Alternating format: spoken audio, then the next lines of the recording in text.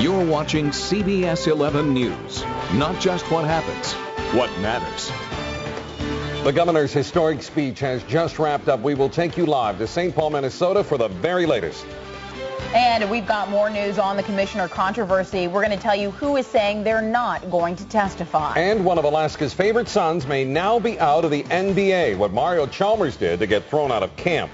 It is our top story tonight. The long-awaited speech by our governor and VP candidate Sarah Palin has just concluded. We know there will be mixed reactions for the rest of the night about her words, her tone, and even the way she looked. Yeah, a lot of reaction indeed. And right now, let's go straight to St. Paul, where people are still, of course, taking all of this in. Andrea Gusty is standing by at the Republican National Convention with the very latest. Andrea. David Reagan, we have just witnessed history. You saw it with us. I'm here now with Randa Riedrich, the chairman of the Alaskan Republican Party. You've known Sarah for years. I've covered here for years. I've never seen her more poised. It was a great night, a great event for Alaska, and a wonderful opportunity for Republicans across the country to be terribly energized by a wonderful, direct, connecting speech. And she also took some jabs at her opponents.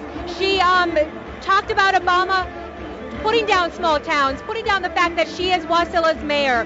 What do you think about that? Well, the key point was that she pointed out that she was a community organizer with responsibility, which I think is a very novel way to characterize the differences between herself and the leader of their ticket, to say nothing of the leader of our ticket, who's got even more experience and relevant capabilities than the community organizer.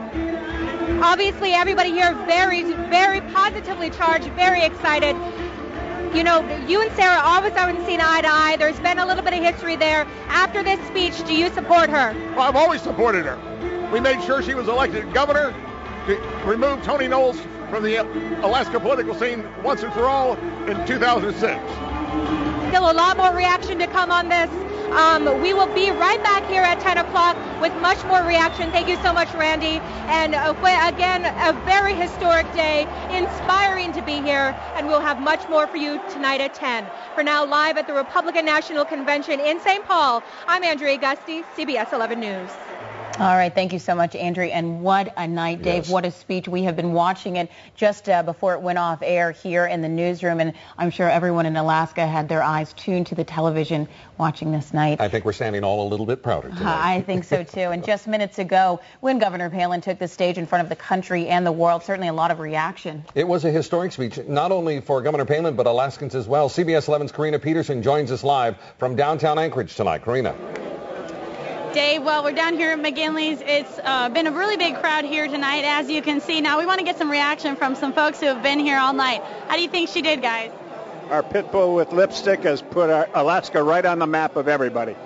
And how about you? How do you think she did? I think she did very well. It was not only she hit a home run, but she hit a grand slam. All right, now it's clear to see that people down here think this is big for Alaska.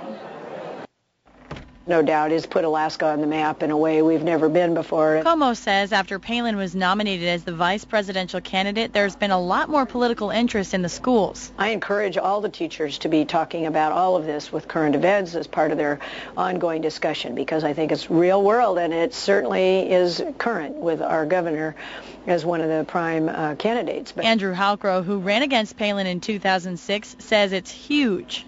For the first time in history, we have an ambassador on the stage in front of the nation talking about Alaska in a very personal manner. Halcrow says he thinks it's a great opportunity to present Alaska in a very compelling fashion, talking about all the opportunities that Alaska has to help with the rest of the country with oil and gas development. I think this is the center of the universe, and I think Alaska will continue to be the center of the universe for the next couple of months. Part of that is fueled by the fact that Governor Palin was such an unknown to most Americans. I think that's the benefit of all this. Right now, it captures interest. Hopefully more young people will register to vote, and hopefully in that 18 to 25-year-old group, which is where the lowest voter turnout is around the country. She hopes that isn't the case this year.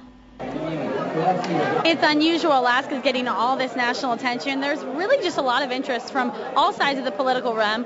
I spoke to Kay Brown with the Alaska Democratic National today, and she says Palin's VP nomination has really definitely intensified political interest.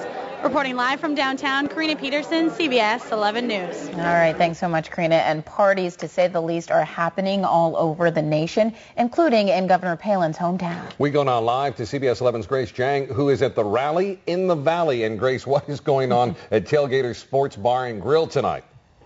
Well, Dave and Reagan, the Tailgater Sports Bar and Grill is standing room only. It seats about 200 people, and the place is just packed. But probably about a quarter of the people in here is media from around the world. Now, we saw standing ovations throughout Palin's speech. People were crying, people were laughing, and a lot of the people here said that they felt like Sarah Palin was a member of their own family. So people were very emotionally invested in this speech, and a lot of people said she did a fantastic job. They kind of held their breath when she took the stage, and a loud roar went up when Rudy Giuliani said that Alaska should be proud to have one of the best governors in the world. Now, we'll have complete coverage of this story later tonight on CBS 11 News at 10. Back to you. And that is Grace Jang in the Matsu Valley tonight. We turn now to the investigation into whether or not Governor Palin abused her power in the removal of Walt Monaghan as the state's top cop. And tonight we're hearing about a possible slowdown in this investigation, Dave, as a key witness says he will not testify. CBS 11's Corey Allen Young joins us live in the newsroom with the latest on this legislative investigation into the governor's potential abuse of power. Corey. That's right, Reagan and Dave. Special investigator Steve Branchflower received word last night that Frank Bailey, the governor's board and commission director, pulled out of a deposition he was supposed to give today. According to Bailey's attorney Greg Grebe, this is in response to Governor Palin's request and a legal filing wanting the state's personnel board to review the firing of the former public safety commissioner and for the legislative council's investigation to be suspended. With the request challenging jurisdiction of investigation, Grebe says this uncertainty is the reason why Bailey should wait until a decision is made. My job is to protect my client from becoming a political football. And Mr. Bailey didn't make the decision about not wanting to be at a hearing today. In fact, he wants to go and wants to get this over with.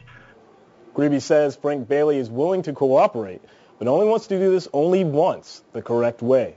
According to Senator Hollis French, who is leading the state's investigation over Palin's misuse of power, legally the legislature still has the right to conduct an investigation, and Investigator Branchflower will continue to proceed in the process. No one has been subpoenaed to testify so far because previously all parties, including Palin and Bailey, agreed to cooperate voluntarily.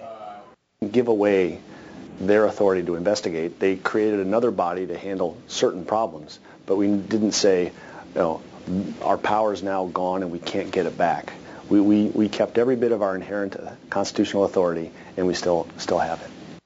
Alaskans should be offended that Frank Bailey is on paid leave and will not do an interview that he already committed to with Mr. Branchflower. My intention is to call Chief of Staff Mike Nizick, who is an honorable man, and tell him that he better kick Bailey in the butt and get him over here, or else he is going to be asking for scrutiny. Well, we've got 1 million people from the national media around here. Alaska does not need to air its dirty laundry in a public way. Senator French told me this afternoon that Frank Bailey is represented by a separate attorney than Governor Palin, and he's hoping for a continued cooperation in the investigation despite the request to move it to the Alaska Personnel Board.